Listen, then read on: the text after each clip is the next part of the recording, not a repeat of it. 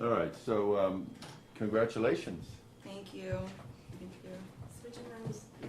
I gather she's okay. Tell me how Kennedy is doing right now. What you're being told. What are you being told right now from the doctors? That she's doing really good. She's making a lot of progress. She's, she's excelling. She's learning how to breathe on her own and eat on her own, and it's gonna take time.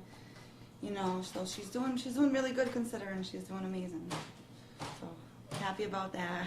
You say considering. What do you mean? Considering what? Considering, her delivery, what could have happened. We got really blessed and really lucky by God that she's alive and that she's here. That's amazing in itself, and that medically she's doing really good. So. You say she's here, but I was just asking you this before we turn the camera on, and I'll ask you again now with the camera on, which is, what are they saying about her long-term prospects? Well, long term, she has a long road ahead of her to to be a normal stage of a baby, but pretty much she's doing everything they're asking of her, everything that they want to do. She's listening, as I should say. Her body's listening and she's listening. So medically, she's doing good, I think. Meaning what? You say listening. I know what you mean. Her body is responding properly to their various expectations. Is that what I'm hearing? Yes. She's listening to what the doctors and the nurses are asking her to do, basically. Like whenever they change something or change a medication or antibiotic of any kind, she responds really well. So that's really good. You're taking a deep breath there. Deep breath. And what's that about? Take me inside that. It's just when it happened, I thought the worst. I didn't think she was even alive. So to know that she's alive and that she's doing so well, it's an amazing feeling as a mother to know she's doing amazing. So she's just my little fighter. She is my little fighter, and I'm so happy God just kept her going and is keeping her going. She needs to stay that way. This is emotional, isn't it? It is. It's very emotional. Every time someone asks me, and I've gotten every question known to me, and how did you not know? You have 2 other children. It was a different feeling in my body, and I try to explain to them, it wasn't like I was in regular labor. So, and the way she came, it was just like I automatically thought the worst, and even the ambulance ride there, I just kept screaming and crying and praying and begging God and begging the EMTs, and they were like, you just got to stay calm. And when that doctor came running into that room and was like, she's breathing, we got a heartbeat, and her color is perfect, I just felt this sense of relief. And then I also thought, my baby's going to have a long road ahead of her, but if she can survive that, she can survive anything. So it's very emotional. It really is. Very, very emotional. This is one heck of a start for a child, isn't it? Oh yeah, everyone says that. How are you going to explain that to her when she's older? I was like, I have no idea how I'm going to tell her how she came. I know that she's gonna be shocked, because I'm shocked. And how did that happen? Walk me through that again a little bit, because you had first thought you were in labor and had then gone to the hospital and then were sent home. Walk me through that. On Sunday morning I woke up, I had been having contractions, so I went to the hospital, and they determined I was in preterm labor. They gave me all the medications they need to give you when you're in preterm labor, from the steroid shot for her lungs to the drips to stop the contractions. Immediately transported me to women and infants. When it stopped altogether. Contraction stopped. I wasn't dilating, nothing. So they were like, okay, well, they had me on monitors. They kept making sure I wasn't contracting. When I came home, I was good. I was fine. I wasn't in any pain. I even, I went to sleep, and when I woke up, it was just this different pain. It wasn't contractions, and they know that what they determined was my placenta had erupted, because even when I had her, the placenta fell out with her, and they asked me now when I got to the hospital, do we need to deliver the placenta? I said no, it fell out. And that's when they were like, all right, her placenta erupted, so it didn't matter where I was, well, like it didn't matter if I was in the hospital, if I was home, it was going to happen the way it did. And every doctor has told me that even if you were here, it was going to happen the way it did here. So there was really nothing medically that could have stopped that process from happening. And where were you here? And was it in, I thought I read it was in the bathroom. I was in the shower. I started getting the pain in my stomach. I woke up my husband. I called my mother. And they were both like, well, why don't you try taking a shower? I could just be having stress pain. And, you know, so I was in the shower when I felt her coming, and I started screaming for my husband. And thankfully, he had been standing right there, and he picked up the phone, dialed 911, and I'm screaming, she's coming, she's coming. And he's like, don't push, don't push. And by that point, she was already coming out. And the next thing you know, like, she just came right out and fell and hit the tub, fell straight down, head down, hit the tub. And then, I mean, the placenta fell right on top of her, and I was screaming so loud and so hard that my mother heard us on second floor, came running upstairs, and my mother saw me standing over her screaming, and she just screamed at me, pick her up. And when I picked her up, I noticed that the umbilical cord had already been torn. It was already ripped, and it was wrapped around her throat. So as I was taking it off of her throat, my husband came running over with our daughter's shoelace and tied the umbilical cord. And I started cleaning out her airways with my fingers, and I put my mouth to hers, and just to try to give her some oxygen of some kind. And I was just breathing in gently, and then I put my 2 fingers to her chest, and I felt the faintest, slightest, smallest heartbeat. Like, it wasn't strong. It wasn't like a normal baby's heartbeat. And I just thought that that's it, it's over. And I just put her to my chest, grabbed a towel, and was like, I'm going to pass out, I'm going to faint. My sister sat me on the couch, and I just sat there. And then the EMT guy came running in, and he thought that I was about to deliver. So he had all the stuff for me to deliver, and he's like, where's the baby? And I just went like this, and he grabbed her, put her in a heating blanket, looked at me and said, I got her, and ran out the house. And then I'm just sitting there in such shock, and everyone's screaming, and like I'm crying hysterically, and I'm telling everyone, I'm sorry, I'm sorry, I'm sorry. And they're like, it's not your fault, it's not your fault. And because of our narrow hallways, they had to physically carry me down the stairs to get me to the ambulance. And then the whole ambulance ride, I'm screaming, please save her, God, please. And they're trying to make sure I'm not hemorrhaging and I'm not bleeding. I'm like, just don't touch me, just save her, just save her. And then we get to the hospital, and my husband was already there, and he didn't know nothing yet, and he's sitting in the room, and I'm looking at him as if like maybe he knows something. I'm like, what happened? What's going on? He's like, I don't know, babe, I don't know. They're trying to check me, and they're trying to check my pulse, and I'm like, get off me, get off me. And then that's when the NICU doctor came running in and was like, we have a heartbeat, she's breathing, her color is amazing, she's doing okay, she's alive. And then my husband went running with them, and then they made me wait a little bit to make sure I wasn't, hemorrhaging or bleeding or anything. And then they let me go in to see her, and the first thing I saw was her on this little bed, and there's 20 doctors around her, and they're just, doing what they're supposed to be doing. And then, like, I still couldn't see much, and then I saw her hand go up and move, and then my heart just stopped. It went into my stomach, and they were like, come here, come see her. And they walked me over to her, and I picked up her little hand, and I told her, I was like, please keep fighting, please, mommy loves you, please. I'm sorry. And then that's when they showed me that she was okay.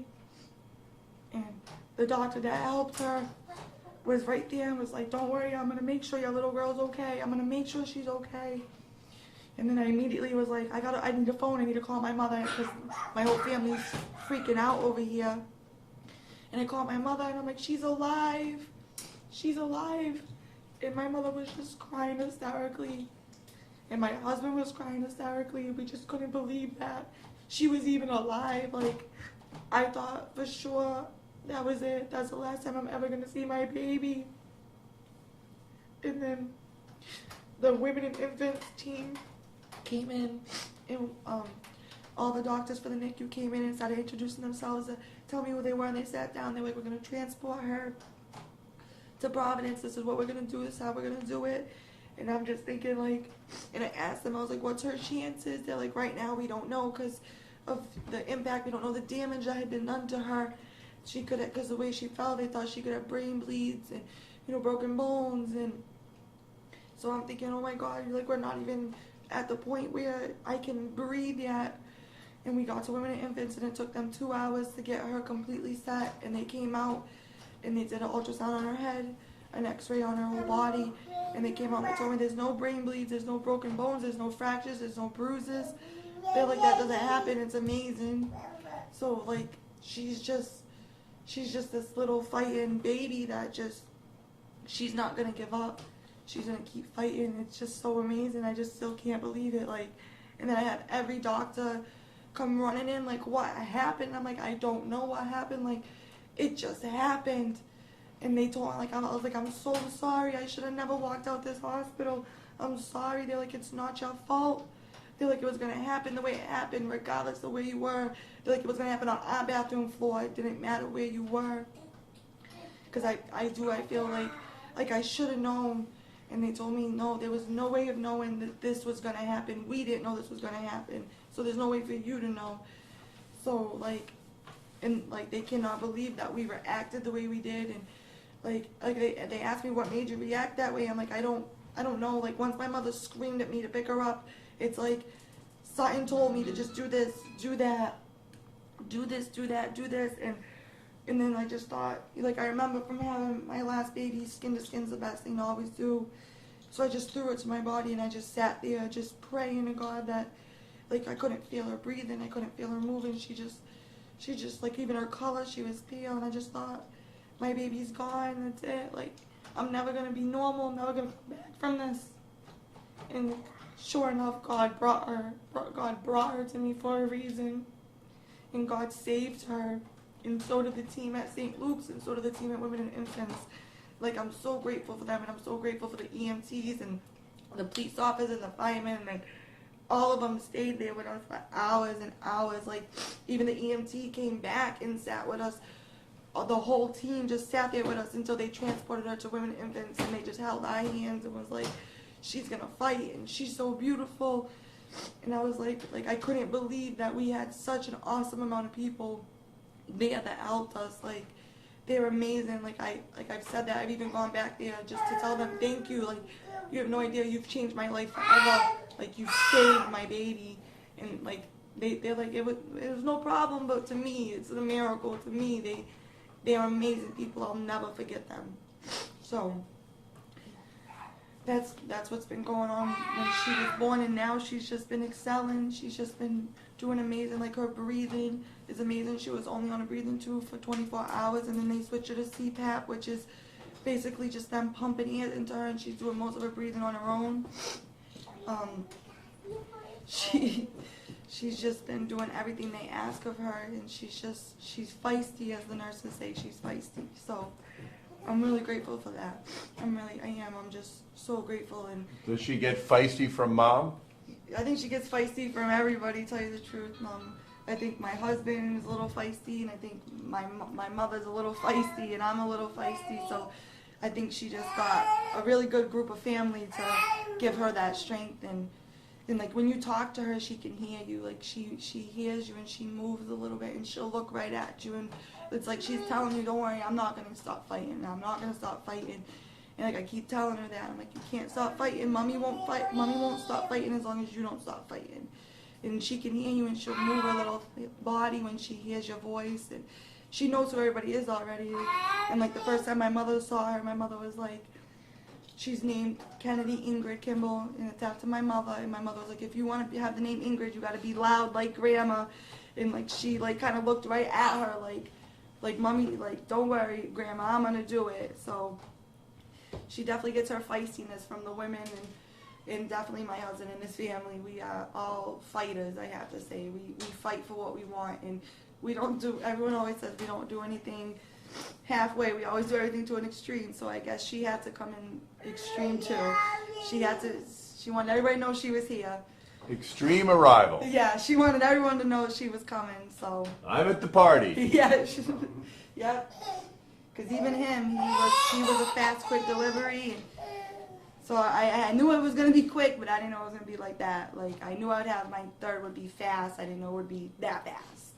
So, I mean, everyone, I've had people ask me, like, I've had some rude comments come at me, like, you should have known, but if I would have known that was going to happen, I never would have stayed home. I never would have just got, I would never would have gotten in the shower. I at least would have lied down somewhere.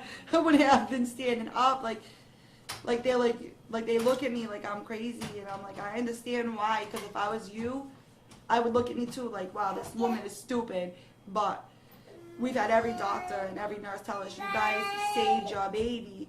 You guys reacted the way you were supposed to, and like I tell them, don't tell me that till she's home and she's safe and she's completely healthy, and then you can come tell me I saved my baby. Until then, right now we're just fighting. It's just a fight that we have to keep doing. So you're not convinced yet that she is saved, in other words?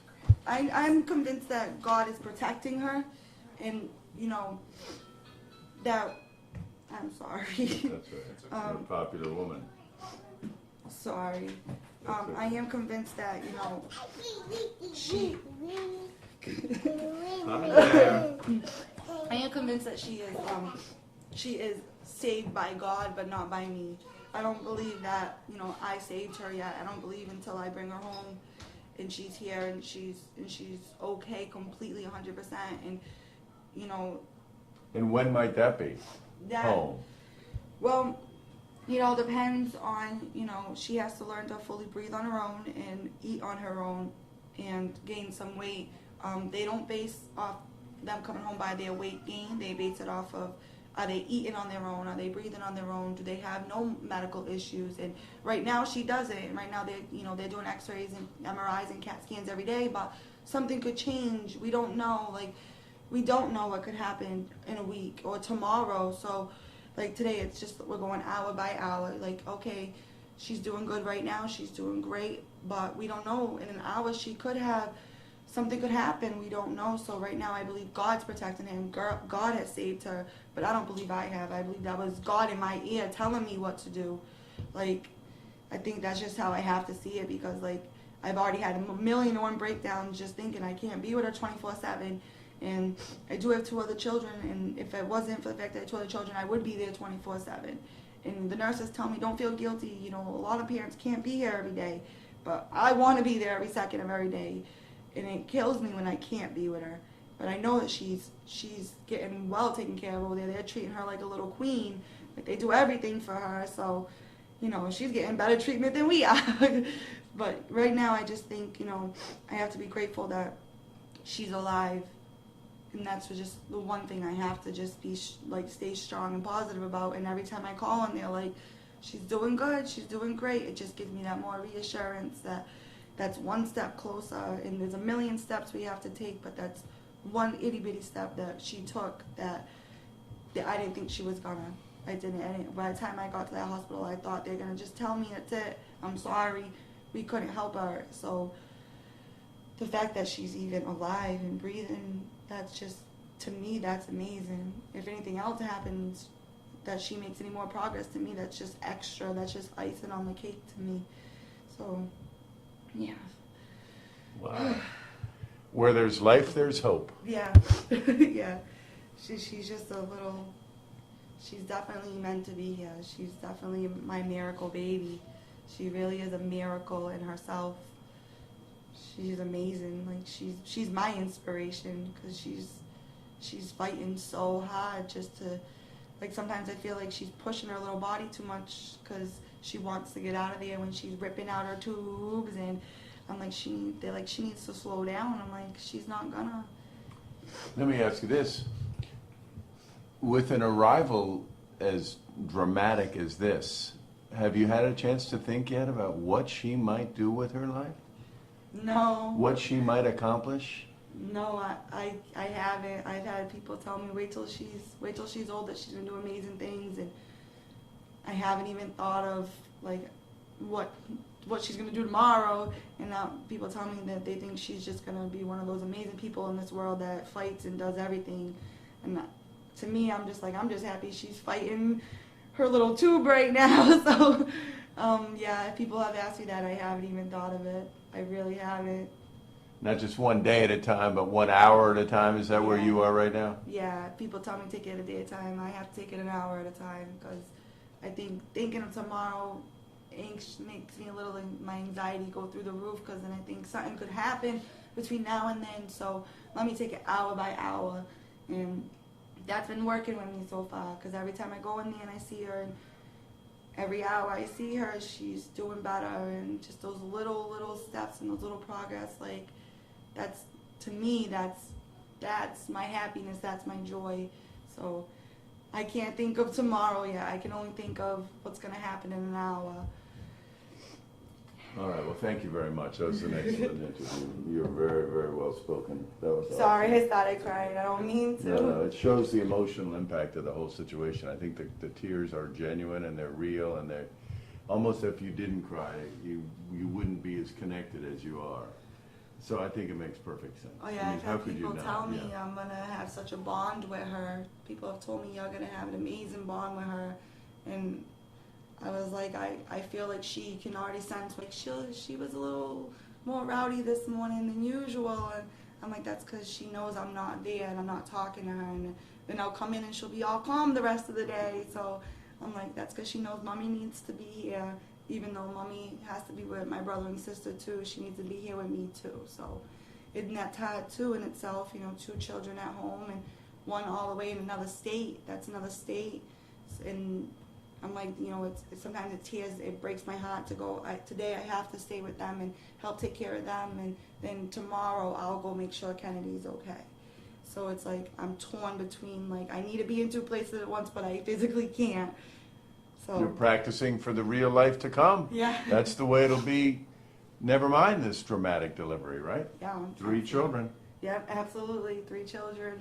No more after this, definitely. But 3 children, 3 beautiful, amazing children. So I'm very lucky. I'm very lucky.